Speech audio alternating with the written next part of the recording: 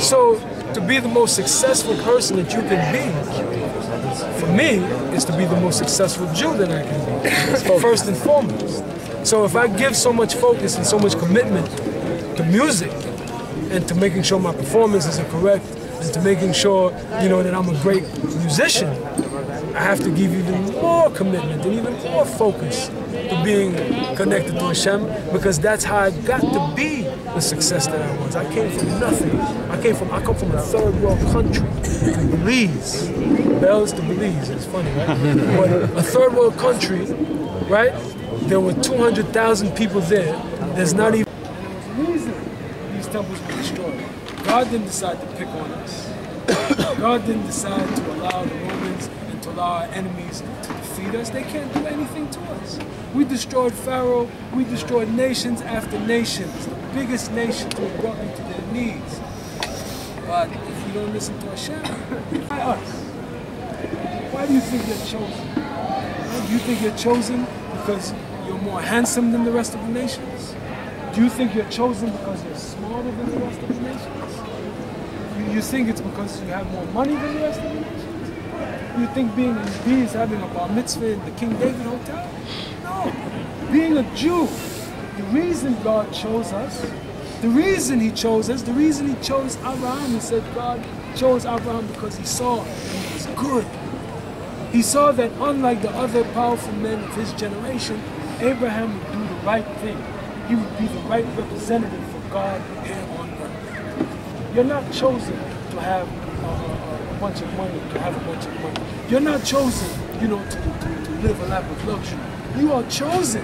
Hashem said, I chose you to be minister to the nations, to give light to the nations, right? You are responsible for the world.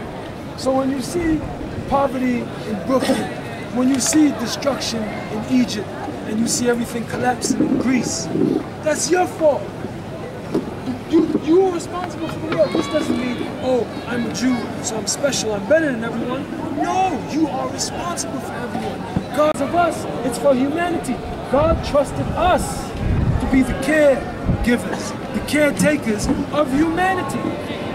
So when you're not doing what you're supposed to do, you're not just hurting your mother, you're not just, you know, making your pop sad, you're affecting the world. The world is based on you. That's why people hate us so much. That's where anti-Semitism comes from. Because all of the nations know we have all the light. So when we go and we want to be like them, that's where all of the disaster and destruction comes in. Because the nations are like, what are they doing? God gave them the keys to everything to give to us, but they're following us. And this is why the temple was destroyed. This is why we're going to mourn for 3 weeks. Because we have a special responsibility. We have a very, very special responsibility. And with that responsibility comes the reward of life, comes peace. Comes, we can't say, well, man, there is no choice.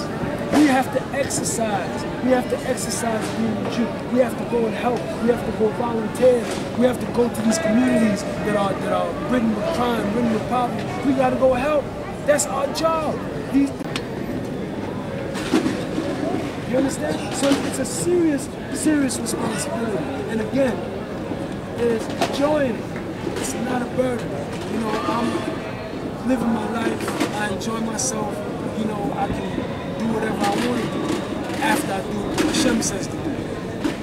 And it works. You know, you might say, man, I don't got time to pray and learn and do the things I like to do. Yeah, you do. Who wants to sleep? You can sleep when you go back to school.